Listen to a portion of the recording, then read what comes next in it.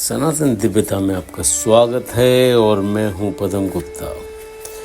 श्रीमद् भगवत गीता पतशरी में 18वें अध्याय श्लोक 21 से आगे।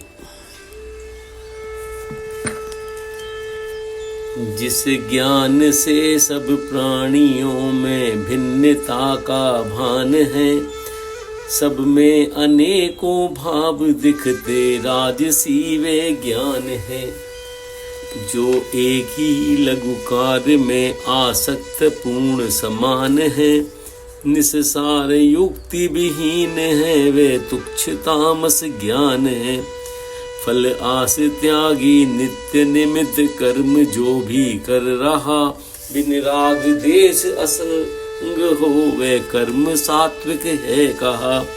आशा लिए फल की अहंकृत बुद्धि से जो काम है, आते ही परिश्रम से किया राजस उसी का नाम है। परिणाम पौरुष हानि हिंसा का न जिसमें ध्यान है, वे तामसी है कर्म जिसके मूल में अज्ञान है।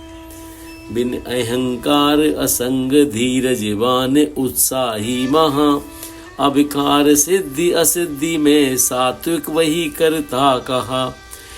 हिंसक विषय में लोभ हर्ष विषाद युक्त मलिन है, फल कामना में लीन करता राजसी वे दीन है।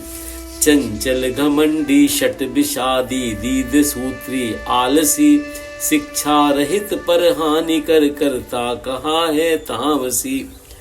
होते त्रिविध ही हे धनंजय बुद्धि गति के भेद भी, सुन भिन्न भिन्न समस्त गुण अनुसार कहता हूँ अभी। जाने प्रवृत्ति निवृत्ति बंधन मोक्ष कार्य अकार्य भी, है पार्थ सात्विक बुद्धि है जो भय अभय जाने सभी। जिस बुद्धि से निर्णय न कार्य अकार्य बीच यथार्थ है, जाने न धर्म अधर्म को वे राजसी मति पार्थ है। तम व्याप्त हो बुद्धि धर्म अधम ही को मानती, वे तामसी जो नित्य अर्जुन अर्थ उल्टे जानती।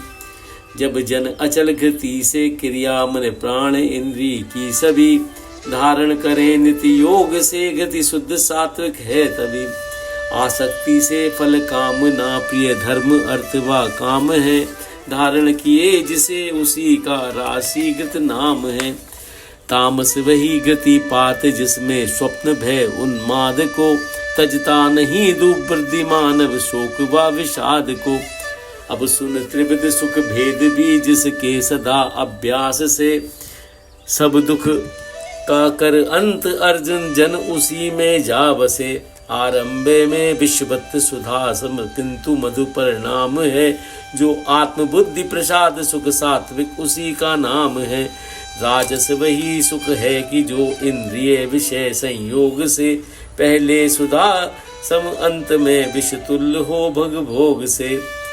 आरंभ एवं अंत में जो मोह जन को दे रहा, आलस्य नींद प्रमाद से उत्पन्न सुख तामस कहा।